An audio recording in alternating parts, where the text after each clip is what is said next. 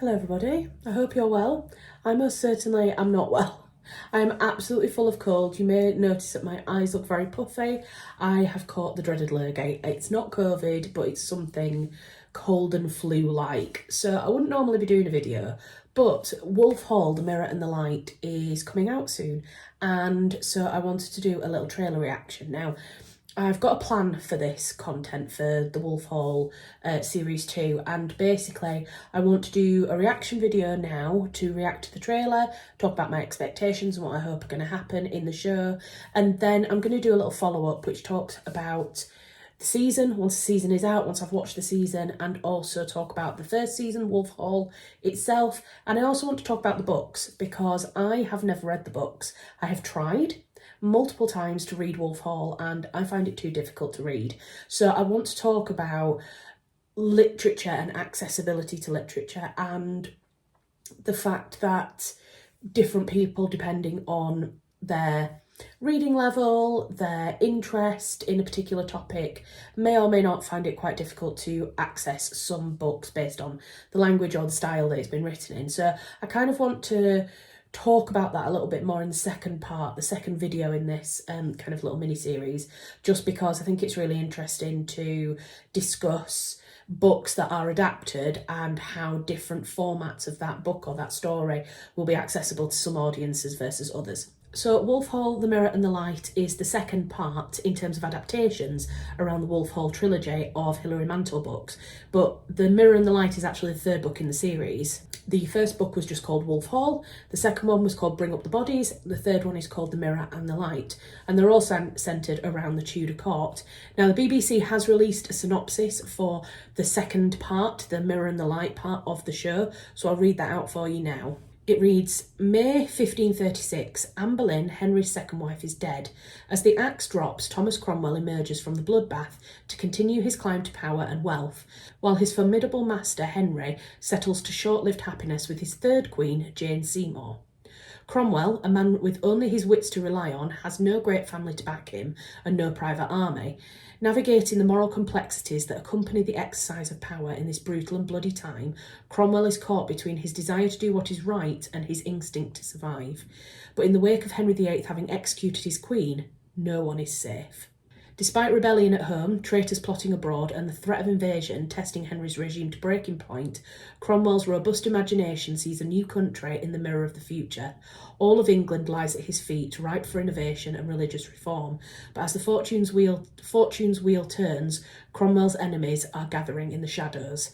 The inevitable question remains, how long can anyone survive under Henry's cruel and capricious gaze? So there you go. That's the synopsis of the show. So now we've seen the synopsis, let's get on and watch the actual trailer and see what that's like.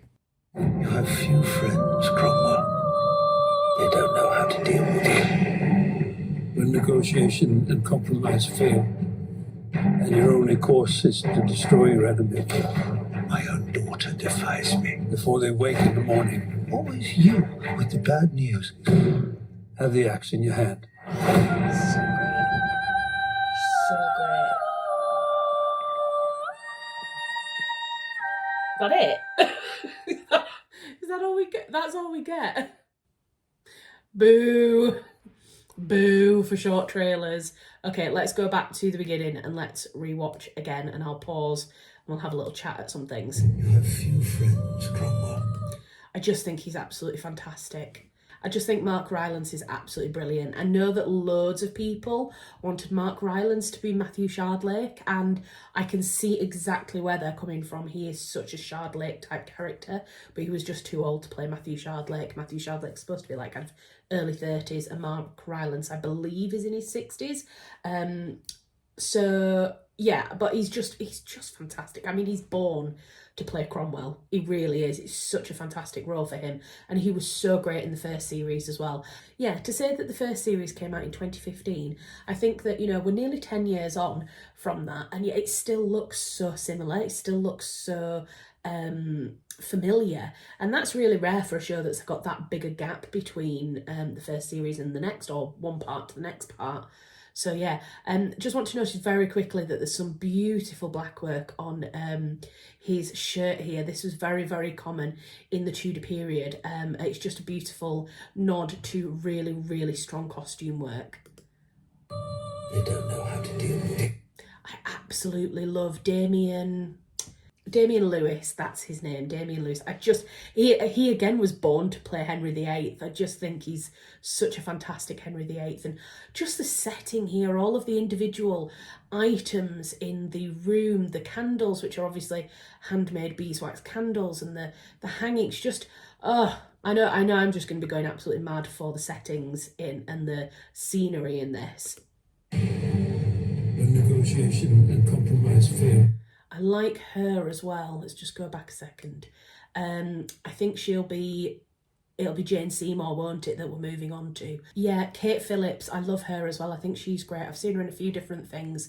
And one thing that I really like is the fact that she's wearing a gable hood, which this is a type of head dressing which was originally worn by Catherine of Aragon, and then Anne Boleyn brought in the kind of the pushed back French style of hood is what it was called. But there is a big thing that one of the things that Jane Seymour did was she was completely opposite to Anne Boleyn in many personality traits and this, that and the other. But one of the things that she used to do, she used to wear a gable hood, which was kind of harking back to the more kind of traditional Tudor court. So I like that they've included the gable hood there. I don't know if there'll be any mention of that at any point in this, but I just think it's a nice historical nod to what was actually happening in women's fashion at the time. That shot there of Mark Rylance crying, I mean, oh gosh, it's just, he's an outstanding actor, he really is, and he's brilliant in this as well, because it really shows the vulnerability in Cromwell's character. And I remember that from the first season, just thinking, I was just blown away by the breadth of acting and the breadth of his story in particular. So yeah, really, I think that's just cracking shot to put in. Where is that? I don't know where that is. That's just a generic, looks like a ruined castle. I wonder if that's supposed to be the tower. But yeah, I'm looking forward to see the sets. You know me, I'd say you know me, you may not know me, you may have not seen any more of my videos, but if you know me and if you have seen some of my other period drama review videos, you know that I am a huge stickler for sets or on location filming. I always prefer on location filming to pre-built sets. So I am hoping that this is boding well for there being some on-location filming as opposed to studio sets created. My own daughter defies me. Oh, who is this?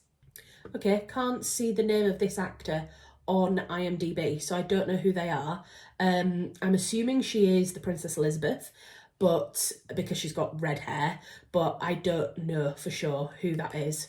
Before they wait. I do like when they use a mixture of known and unknown actors in shows though, because I feel like it's so tempting for production companies to just put loads of really big names in. Like, you know, they could have put somebody quite well known into that role who's a young British actor, but I think it's really good to put unknown actors in with known. I think that really helps. I think shows like Game of Thrones did it in the first season, and obviously by the time these shows finish, a lot of the unknown actors, when they were unknown when they were coming in, you know, people like Maisie Williams are phenomenally well known by the time the show finishes. But I think that's what makes it great and what kind of makes a show like this really engaging, because you're not thinking about that celebrity and what you've last seen them in, or that actor. You're thinking about their character, because that's the first thing you've seen them in. Good morning. Always you with the bad news. Have the axe in your hand. Oh, look at that shirt. Oh, look at that. I mean, it's a little bit blurred because it's an action shot, but look at this shirt. Oh, I mean, the embroidery costume designers must have just had an absolute field day. I'm really looking forward to seeing some costumes. Some of the costumes, I have to say, have looked a bit cheap. There's been, I think, mostly Henry VIII's, to be honest. Like, Henry's this, That doesn't look too bad here, actually, because it looks like he's got velvet on the arms. I think fake fur is always really hard to do, and obviously I would never condone them using real fur, so I can accept a fake fur. That's not a problem. This doesn't look too bad. Jane's dress looks a little bit... It looks almost like a printed fabric, but I think that would have been embroidered at the time. I don't know. Not too sure about that one. There was one that Henry was wearing at one point. Gosh, the shots at that I initially thought looked a bit cheap, but actually looking at it more in the freeze frame. Oh look, there's Thomas Brodie Sangster, I think his name is. I forgot he was in this as well. This looks embroidered on the front, and actually this fake fur here is different to the initial fake fur, so that's great. What I initially thought in a fleeting glance looked a bit cheap actually looks great, and I like the embroidery on the front of it. So yeah, I'm looking forward to seeing some good costumes. Again, look at this shirt here, shirt collar underneath, and that looks like it could almost be some kind of leopard print style. It's definitely a cat of some form, is that fake fur there. So, oh, you can see it, there you go, you can see it a lot more down there on the front. I just think that's great. And just this setting here as well, just coming back to setting, this is obviously in a location. Looks like they've done quite a lot of location filming for this, so I'm going to be happy about this, I'm sure. This is great with Henry on the dais. Do you know, I never know how to pronounce that word, dice, up on the platform, with the big candlesticks around and everything. Oh, it's looking fab so far. And even that, I love the fact that they've used costume there to make him look so much wider than the actor Damian Lewis is. And I love this mist coming across and the kitchen garden, and oof, it looks like it's going to be some really good shots. Right, okay, so this is, even though it says Sunday, March 23rd, that's actually the US release date, and that's quite a long way away. That's 2025, so 23rd of March 2025. In the UK, it actually premieres on the 10th of November, so it's coming out in like less than 2 weeks, which is weird that they would have such a massive discrepancy between the British release date and the US release date. So yeah, that is that. That is The Mirror and the Light, Wolf Hall. So I will watch the first season. I will watch the second season. It'll probably be released at the end of November with my thoughts on this show. On the first season as well, I'll pop a few thoughts in there.